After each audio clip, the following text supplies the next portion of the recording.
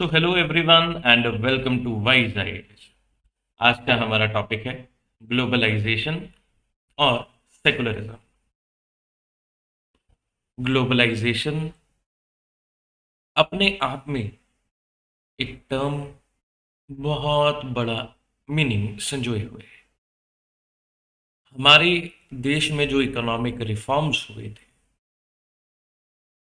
At the time of crisis, LPG reforms लाए गए थे और ग्लोबलाइजेशन उस एलपीजी रिफॉर्म्स का एक बहुत बड़ा।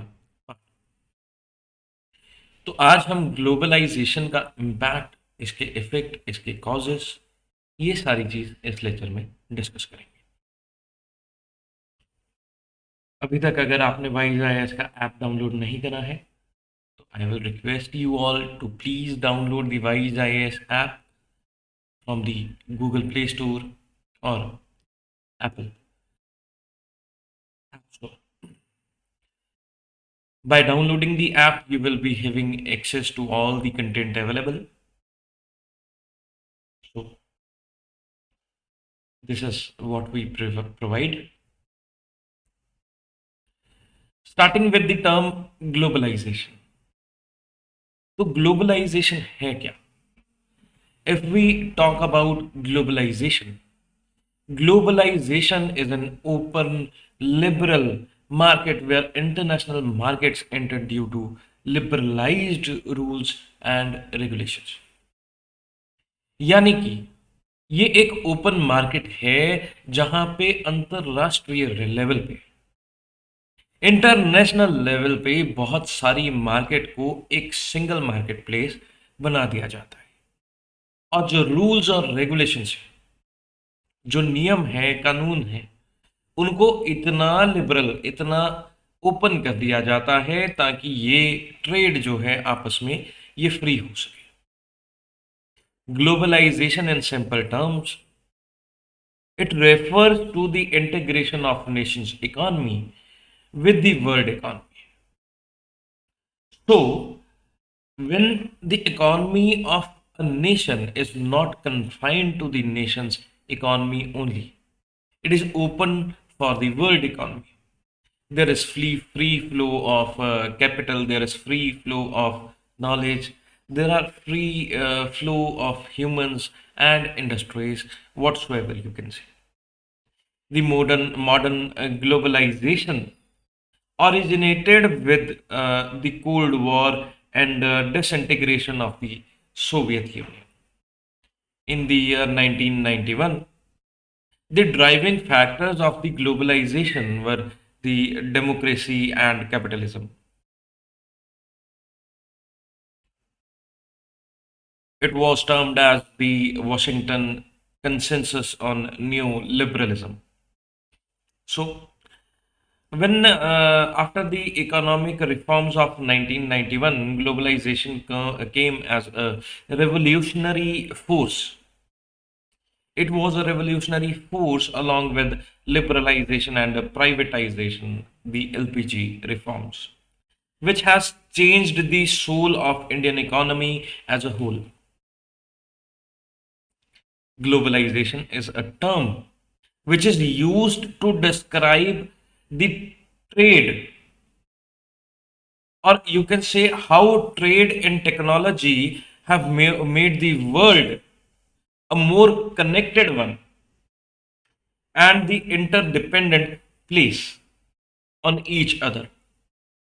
Globalization, it also captures its scope, that is an economic and social changes that have come about in the past time or past. As a result, we are looking on today. In today's world, if I will say, the consumer have a wide choice of goods and services before them. We all have wide variety of choice. Many products which are manufactured in anywhere in the country, anywhere in the world, in any other country, those goods are available in India too.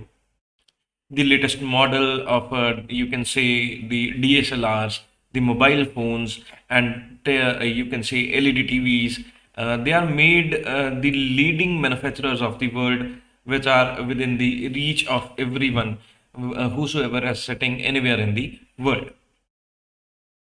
Every season, every time, every month, or you can say every week, a new model of automobile or cars, you can say, either commercial vehicle or otherwise, they are launched. Those can be seen on the Indian roads too. So the days are gone when the Ambassador and the Fiat were the only cars on the Indian roads. There are many new model of cars. The MG company, you can say, for example. Today, Indians are buying cars produced by nearly all the top companies in the world. A similar explosion of brands can be seen for many other goods too. In the mobile phones, you can say, from the shirts or from the apparels to televisions or LED TVs, or you can say even the food stuff. There are many brands.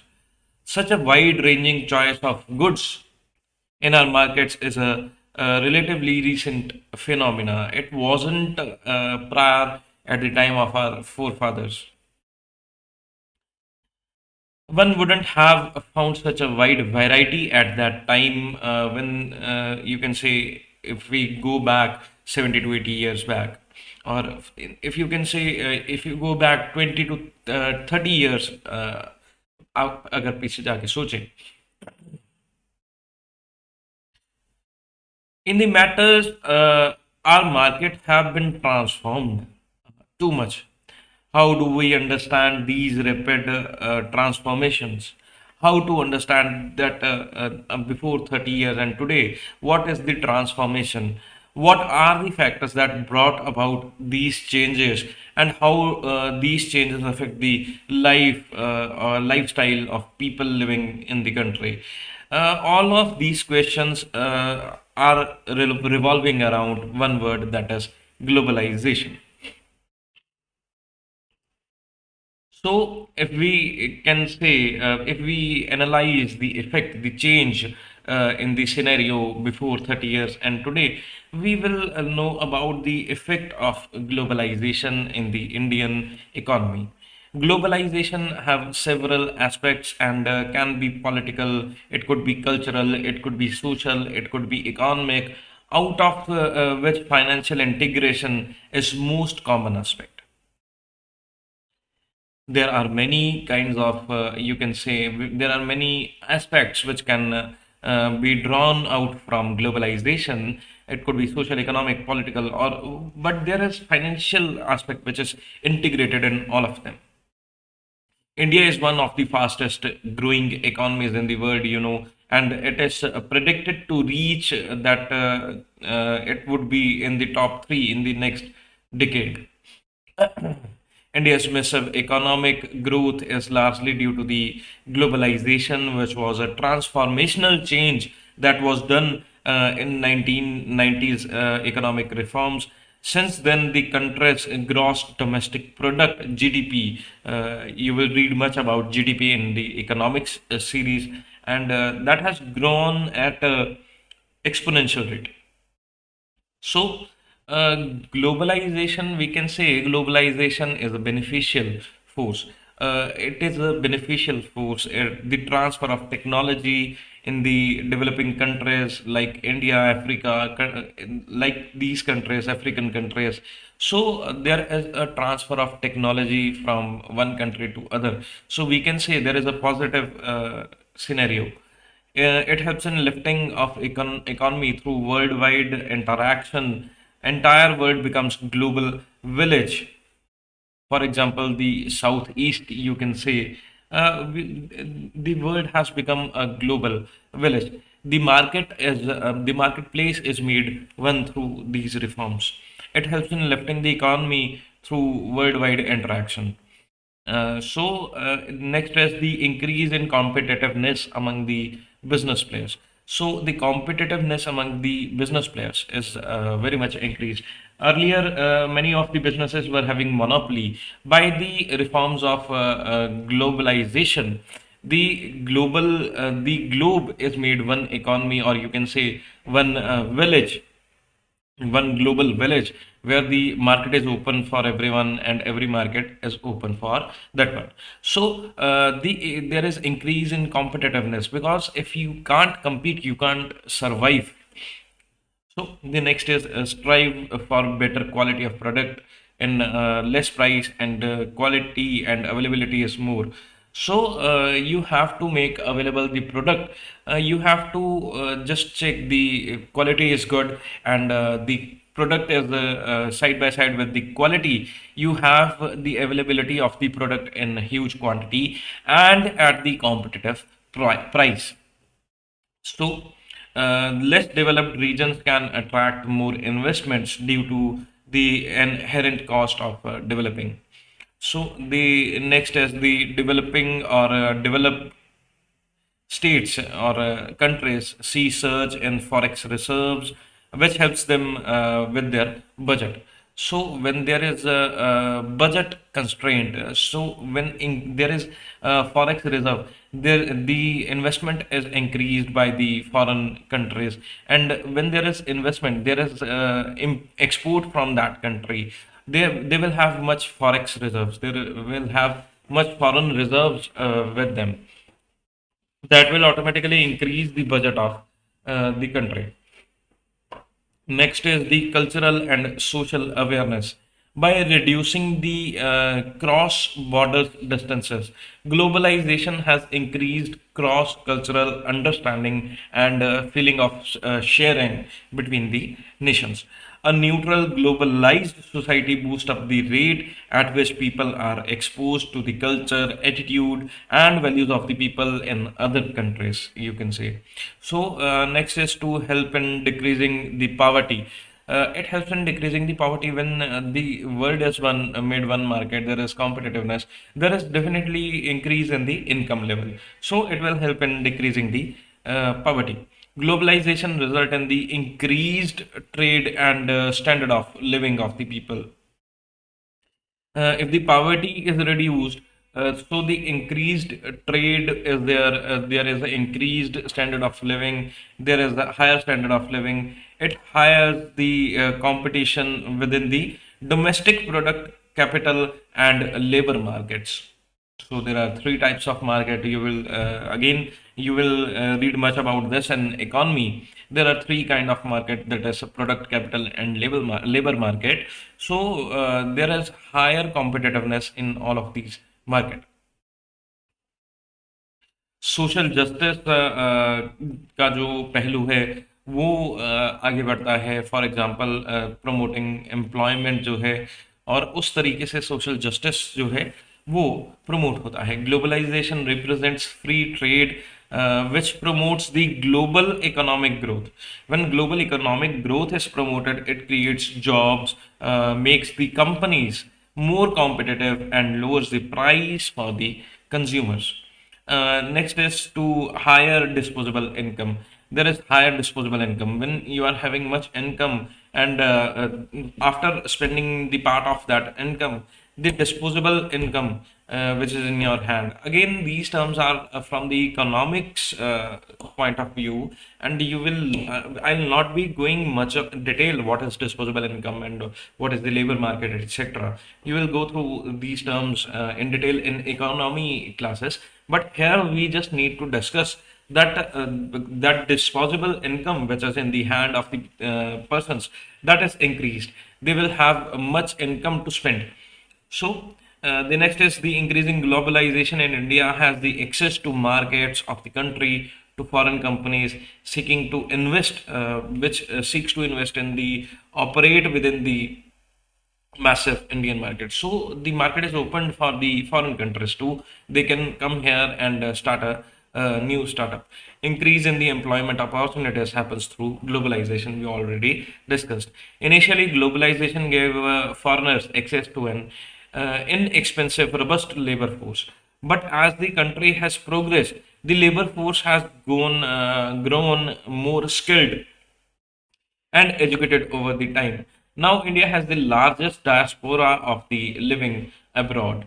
For foreign investors considering the economy as a whole, India offers a well diversified export basket. This has been highlighted in the economic survey from time to time. So, it is all about the beneficial force of the globalization.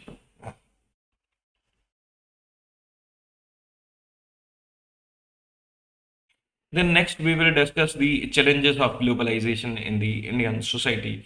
Economically, for a large market, if we say economically, like India is a large market, it is harder to maintain a free, convertible, and open access to enabled transformational, yeah, transitional markets.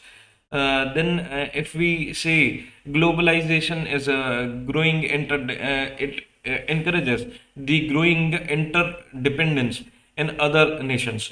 This can issue like there can be issues like misdistribution of the resources, the partly parity between the underdeveloped and developing and the developed nations.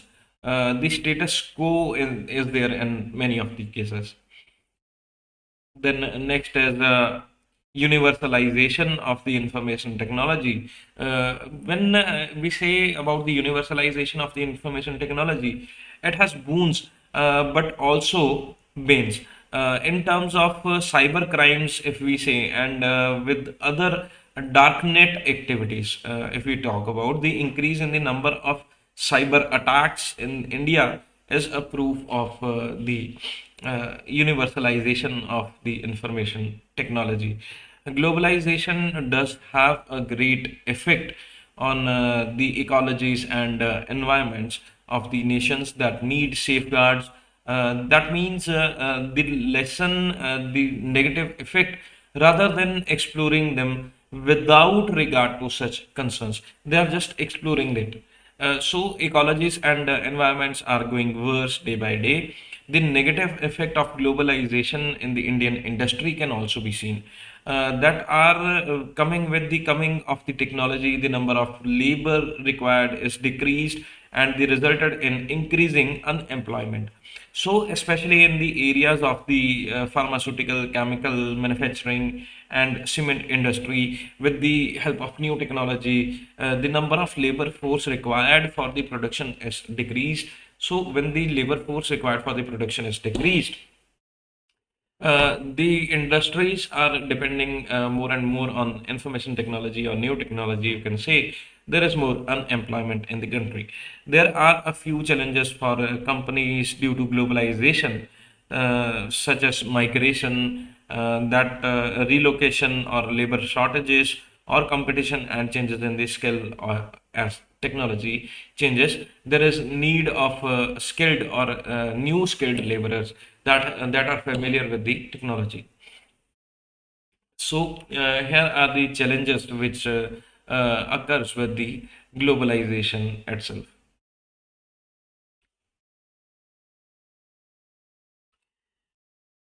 Then next, we are going to do with the impact of globalization, which is clearly written in your syllabus too. Overall, globalization has impacted various aspects of India. You can say the international trade relations are affected. You can say the economy as a whole is affected. Technology and communication is affected. The corporate world is affected. Social and cultural expansion is there. The reduction of export subsidies and import barriers enabled free trade. When the export subsidies are there, when the import barriers are removed, I'm sorry, when export subsidies are there, when import barriers are removed, it enables the free trade that made the Indian market attractive to the other countries or international community. You can say the unstopped potential of the, you can say, unstopped potential of the Indian market was opened to the global market.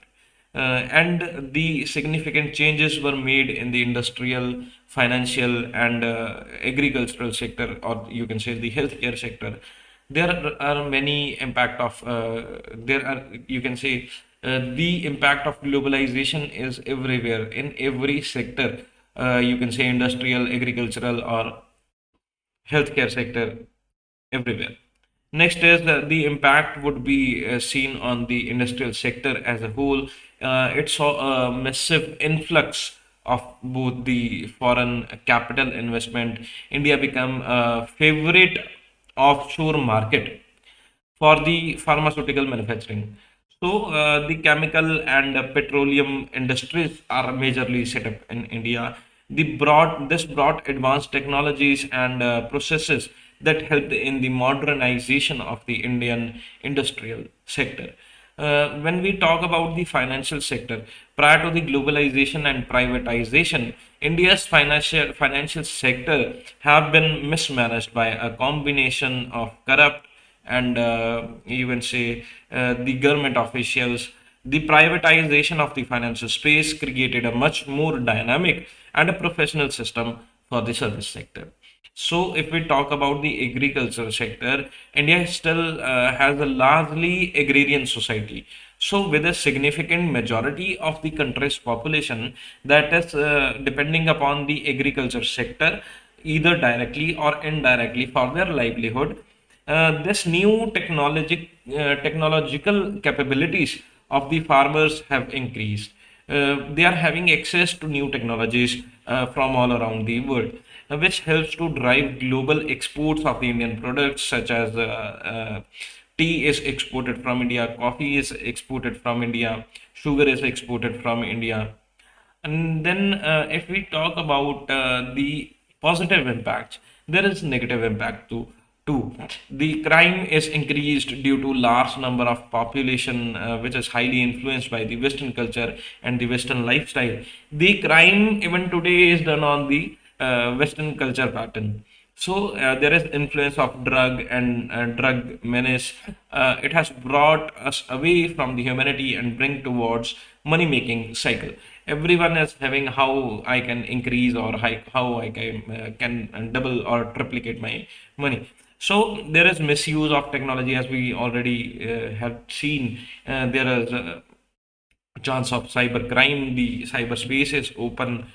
So there are many white collar crimes that came with globalization. So next, we can say there is increased inequality. ये the UN Development Program उन्होंने report किया था, richest 20% of the world population जो है वो consume करती है 86% of the world resources. बाकी के 80% जो है रह गए हैं वो कंज्यूम करते हैं मात्र 14%. तो मैक्सिमम रिसोर्सेस जो हैं they are consumed by the 20% population of the world. 20% population of the world जो है वो 86% तक के रिसोर्सेस कंज्यूम करती है, और बाकी के जो 80% पॉपुलेशन है वो मात्र 14% रिसोर्सेस कंज्यूम करती है. अब अगर बात करें with the globalization, there is concept of MNCs, multinational companies. The multinational companies are accused of social injustice. They are accused of unfair working conditions, including slave labor, wages, living and working conditions नहीं मिलती हैं, as well as lack of concern for the environment, management, mismanagement is there in natural resources and ecological damages. So many time people think that there is a threat of corporations ruling the world because they are gaining power day by day due to the globalization, which has increased the impact of MNCs, multinational corporations, which are increasingly influencing the political decisions because they are the major funding institutions.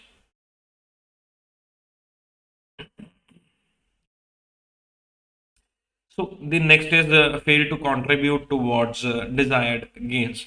If we see the argument that the globalization has helped the people in developing most of the countries out of the poverty or somehow controversial. So when we have seen here, just look at this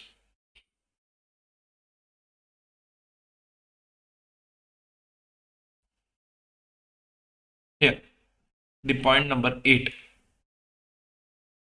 Globalization as a beneficial force, we have done that it help in decreasing the poverty.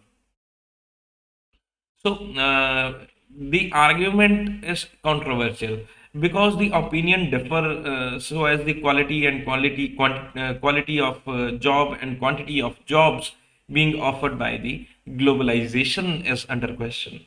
So then next is the contribution towards the cultural homogeneity. Globalization promotes people to taste to converge, which may lead to more cultural homogeneity. Due to this, there is a danger of losing precious cultural practices and languages. So people are just adopting the culture of another person. They are losing their own culture. Also, there are threats of cultural invasion of one country over the another. Then next we can talk about the shrinking agricultural sector. The agriculture now contributes only about 15% in the GDP. Greater integration of the global commodities market leads to constant fluctuation in the prices. Then next we can say increasing healthcare costs. Greater interconnections of the world has also led to the increasing susceptibility in the diseases, whether it is the bird flu virus, or you can say Ebola, or you can say the COVID-19 diseases that have taken a global turn, spreading far and wide very rapidly. This result in greater investment in healthcare system and fight to fight such diseases. We have seen in the recent times that because of COVID, what happened. Then next is about the child labor. The next is about the child labor. Despite prohibition of the child labor by the Indian Constitution, over 60 to 115 million children in work in India. Well, most of the rural child workers are agricultural laborers. Urban children work in manufacturing and processing, servicing, and repairs. Globalization and directly exploits an estimated 300,000, or you can say 3 lakh Indian children who work in India, India's hand knotted carpet industry, which exports over 300 million worth of goods in a year. Next is the socio-cultural impact. If we talk about the socio-cultural impact, the first idea came to our mind is about education. Explosion of information on the web that has helped in greater awareness among the people. The advert of private education, coaching classes, and past study material has created a gap between the haves and have-nots. So the gap is increasing day by day. The with the use of internet, for example, you are watching this lecture sitting at your home or anywhere in place of your choice. So we are just imparting education which is available to you. There is a gap between haves and have-nots. You are lucky to have it, and those who don't have it, so there is a gap.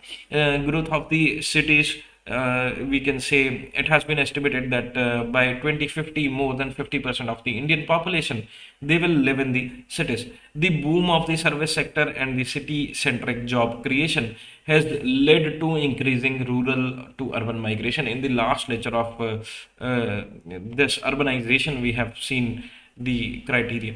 So next is the Indian cuisine is one of the most popular cuisines across the globe. Historically, Indian spices and herbs were one of the most sought after trade commodities. Pizzas, burgers, Chinese foods, or fast food, and other Western foods like momos, etc. They have become quite popular in India from the past few decades. So, next is about the clothing. Traditional Indian clothes for women are the saris and suits, etc. And for men, the traditional clothes are the dhoti, kurta, or likewise. So the Hindu married women also they adorned the red bindi and sindoor, but now it is no more in compulsion. Rather, Indo-Western clothing, the fusion of Western and subcontinental fashion is in trend. Wearing jeans, t-shirts, and mini skirts have become common among Indian girls, or you can see the Indian boys too. The respective clothing for everyone. Indian performing arts. The music of India includes multiple varieties of religious, folk, and popular pop and classical music. The Indian classical music has gained worldwide recognition, but recently Western music is too becoming very popular in our country. Fusing Indian music along with the Western music is encouraged among musicians. More Indian dance shows are held globally. The number of foreigners who are eager to learn Bharatnatyam, or you can say the number is rising in the Western dance forms such as jazz, hip hop, and salsa, ballet, or whatever you can say. The trend is increasing in Indians too. So, next is the concept of nuclear families. The increasing migration coupled with financial independence has led to the breaking of the joint families into the nuclear family. The Western influence of the individualism has led to the aspirational generation of youth. The concept of national identity, family job, and the tradition are changing rapidly and significantly. Next, we can say about the old age vulnerability. Next, we can say is about the old age vulnerability. So, the rise of the nuclear families, they have reduced the social security that the joint families provided. This has led to a greater economic, health, and emotional vulnerability of old age individuals. So, next is the persuasive media. There is a greater access to news, music, movies, videos from around the world. Foreign media houses have increased their presence in India. They are increasing with the use of YouTube or whatsoever you can say. That is a part of global launch of Hollywood movies, which is very well received in India too. It is a psychological, social, and cultural influence on our society. Next, we can say we have McDonaldization.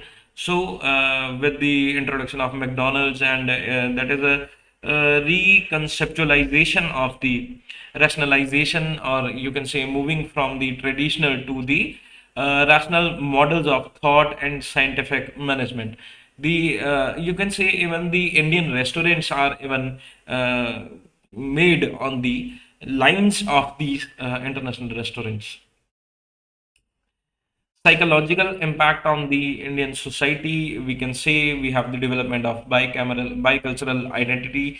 The good example of the bicultural identity, if we want to have, is among the educated youth in India, who, despite being integrated into the global, fast-paced technological world, may continue to have deep-rooted traditional Indian values with them with respect to their personal lives and choices, such as preferences for an arranged marriage or caring for the parents in their old age, etc.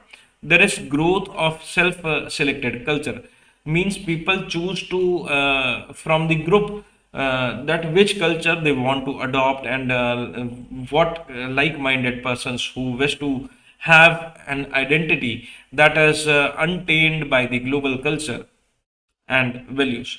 So, with the emerging adulthood, the timing of transition to adult roles such as work, marriage, and parenthood are occurring at a later stage in most parts of the world, as the need for preparing for jobs in an economy that is highly technological and information based in solely extremely from the late teens to mid you can say 20s. Next is consensusism. Consensusism has permitted and changed the fabric of contemporary Indian society. Next is the decline of globalization, suppression of the liberal democracy. There is suppression of the liberal democracy, the menaces of slow economic growth, wealth, inequality, and unemployment provided a perfect branding ground for the political leaders to appeal for nationalism and solution to the political and economic life. There is perils of neoliberal doctrine when the you can say free market ideology has been fighting a battle of credibility since it took the maximum blame for the 2008 crisis. The trade policies have been severely impacted. There is openness to the entire world, but this openness was challenged. This openness was seen a threat even in the COVID-19 pandemic phase.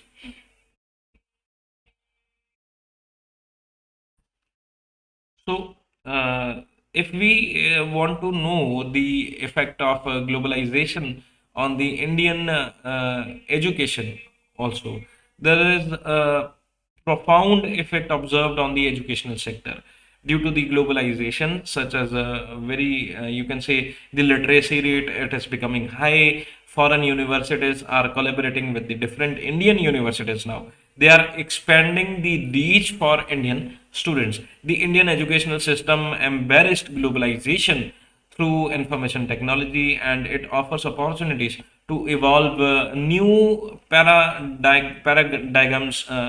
shifts in the development of education.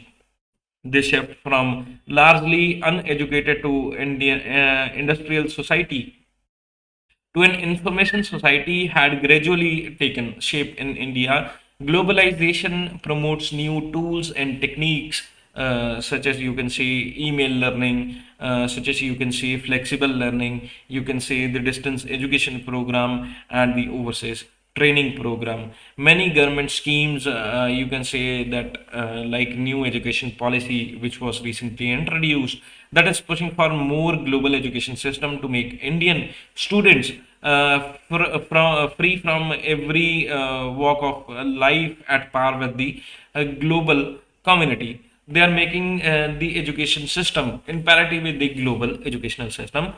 Even many of the foreigners come to India for educational purposes,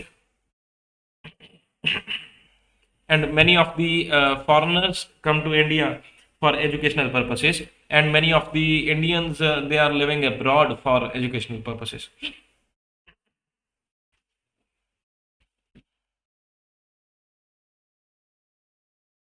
Let me grab a sip of water, please.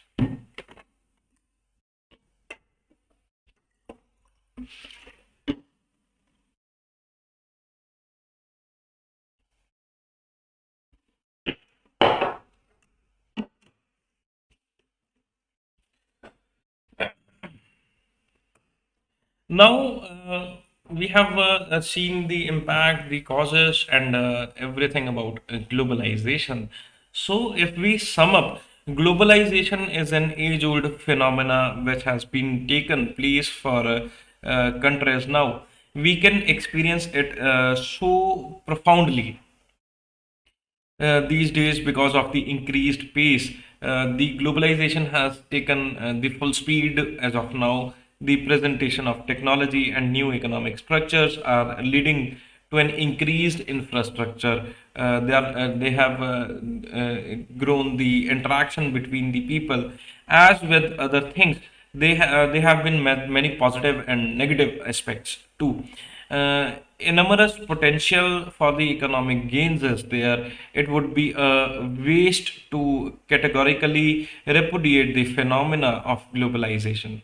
So instead, there is a need for better understanding of globalization's effect and the interplay of economy in the other issue areas. The effect of globalization in relation to the Indian society are manifold.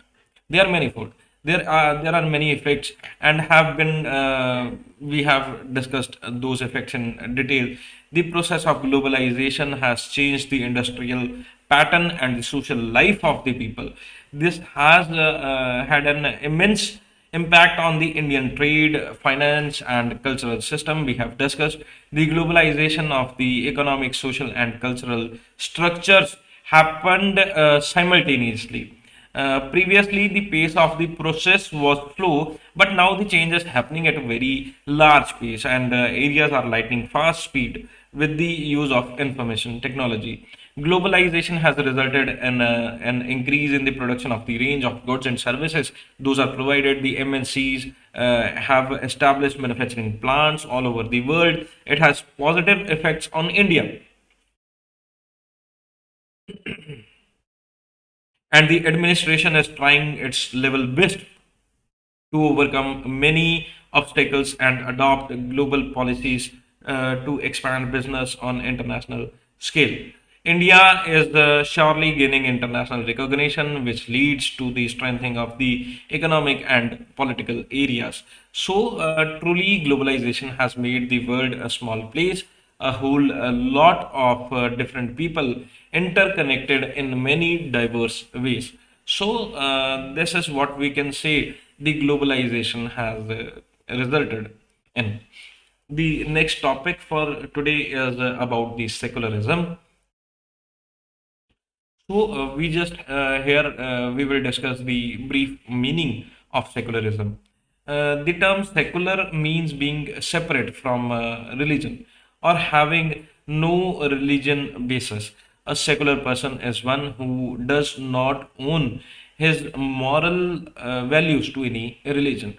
His values are the product of his rational and scientific thinking. So, secularism means a separation of religion from political, from economic, from social, and from cultural aspects of life. Religions being treated at parity with the personal matter.